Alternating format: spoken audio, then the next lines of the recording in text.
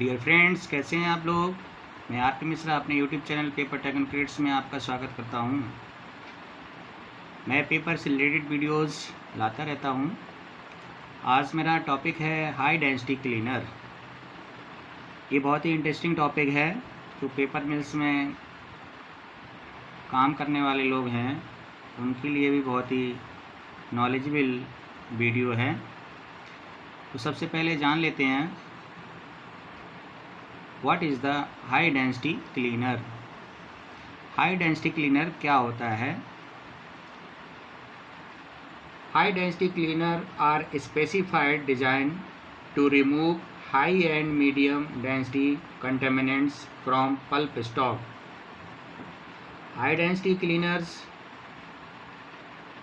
विशेष रूप से इस तरह से डिज़ाइन किया जाता है कि मीडियम और हाई डेंसिटी कंटेमिनेंट्स को रिमूव कर सकें।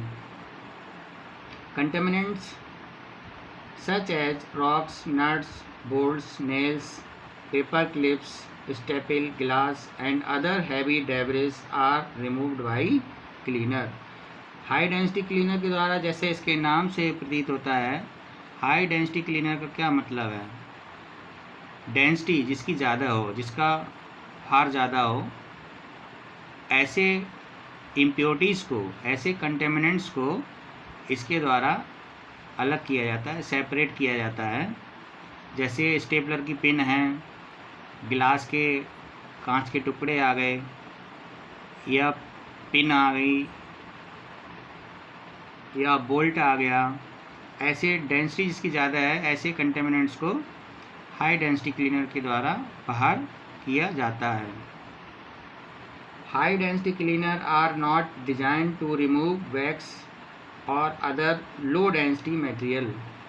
हाई डेंसिटी क्लीनर इस तरह से डिजाइन नहीं किए जाते हैं जिससे कि वो वैक्स, मोम या other density, low density clean substance को नहीं निकालते हैं। तो जो हाई डेंसिटी क्लीनर को इस तरह से डिजाइन किया गया है कि ये केवल हाई डेंसिटी इम्प्योरिटीज़ को ही निकालता है, लो डेंसिटी इम्प्योरिटीज़ को नहीं निकाल पाता है। The stocks suspension is pumped tangentially in the top of the cylindrical cleaner body at relatively high velocity। जो स्टॉक है जिसको हमें पल्प को क्लीन करना है, वो टेंजेंशियली इसके हाई डेंसिटी क्लीनर के टॉप से इंसर्ट होता है, वहाँ से फीड किया जाता है। टेंजेंशियली इसलिए किया जाता है कि इसमें एक अंदर में सेंट्रीफ्यूगल फोर्स पैदा हो जाए। जब सेंट्रीफ्यूगल फोर्स पैदा होता है तो हाई डेंसिटी मटेरियल जो भी है वो धीरे से वॉल की तरफ, वो जो डेंसिटी की जो वॉल्स होती हैं अंदर, उसकी तरफ को चला जाता है और उसके सहारे, दीवार के सहारे वो डंप हो जाता है रिजेक्ट चैम्बर में। As the stock flow inward, जैसे स्टॉक उसके अंदर पंप के द्वारा पंप किया जाता है tangentially, centrifugal force and fluid shear create a vortex near the centre of the cleaner.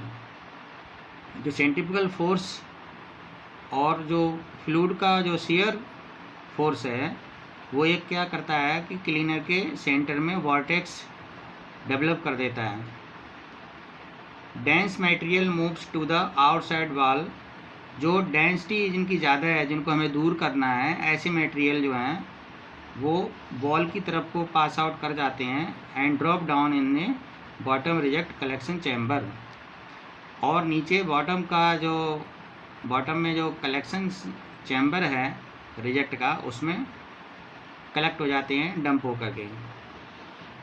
The fibre migrate to the centre vortex.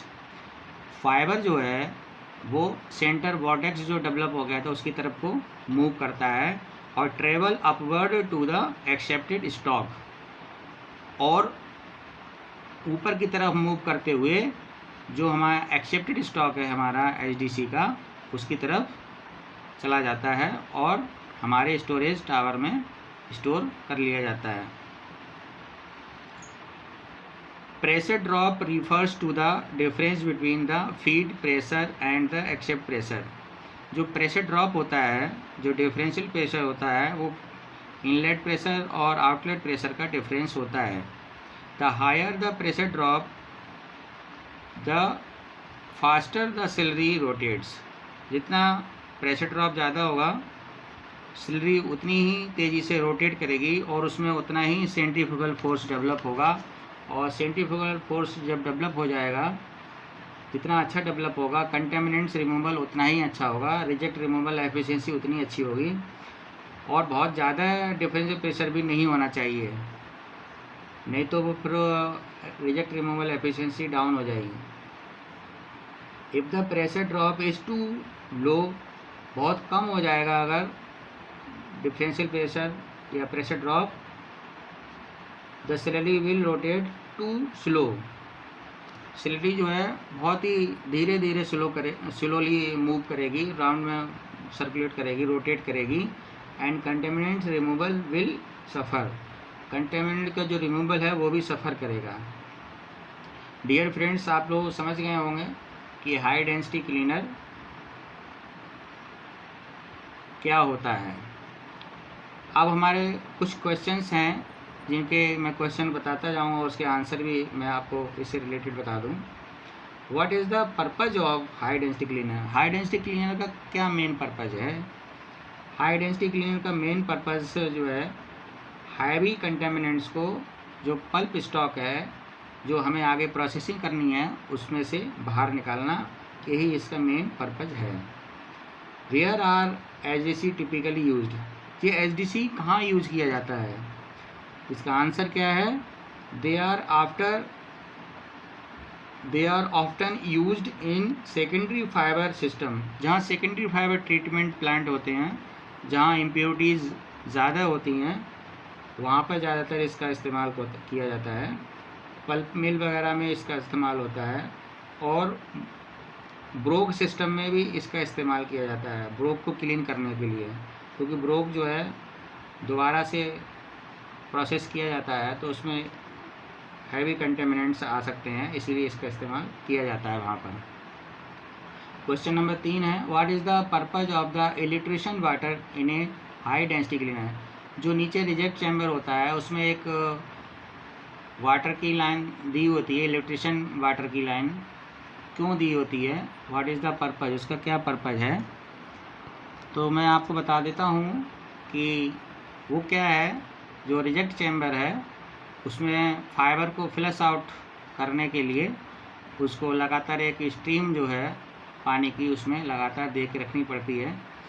A continuous stream of filtration water is use to flush fibre out of the reject chamber.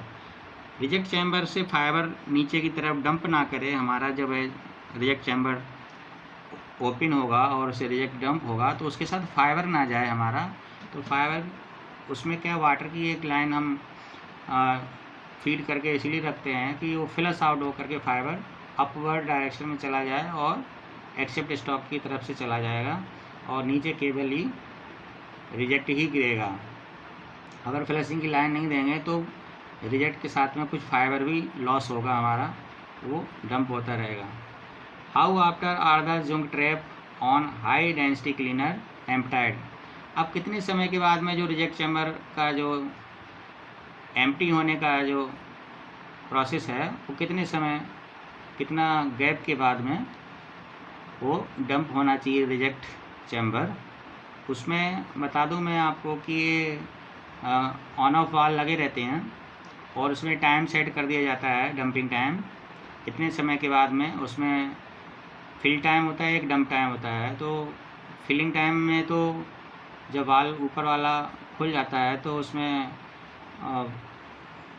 Fill up हो जाता है reject, और water की एक flushing line दे रखी होती है, उससे फ्लश होकर के फाइबर अपर डायरेक्शन में चला जाता है, और टाइम फिक्स कर दिया जाता है, जैसे 5 मिनट या 15 मिनट या 20 मिनट डंपिंग टाइम साइकिल। अब वो साइकिल को अप डाउन कैसे करते हैं? तो जहाँ पर रिजेक्ट ज़्यादा है उसके डंपिंग टाइम को कम रखेंगे, जहाँ रिजेक्ट कम है जिस स्टॉक में उसमें डंपिंग टाइम को ज़्यादा सेट कर लिया जाता है अपनी रिक्वायरमेंट अपने जार के हिसाब से। डियर फ्रेंड्स, आपको ये वीडियो काफ़ी अच्छा लगा होगा, और अगर वीडियो अच्छा लगा हो तो आप लोग लाइक ज़रूर कर दें और शेयर ज़रूर करें, कमेंट भी करें, और मेरे चैनल को सब्सक्राइब ज़रूर करें, क्योंकि मैं पेपर से रिलेटेड वीडियोस लगातार लाता रहता हूँ, और ये नॉलेजेबल वीडियोस पेपर प्रोफेशनल्स के लिए ज़्यादातर उनके लिए अच्छे हैं, और लोगों के लिए भी कि कैसे पेपर या पल्प का प्रोसेसिंग किया जाता है, उनके लिए भी ये जानकारी बहुत ही नॉलेजेबल है। और मैं आगे भी अच्छी वीडियोस पेपर टॉपिक्स पर लाता रहूँगा। थैंक यू दोस्तों। जय हिंद, जय भारत।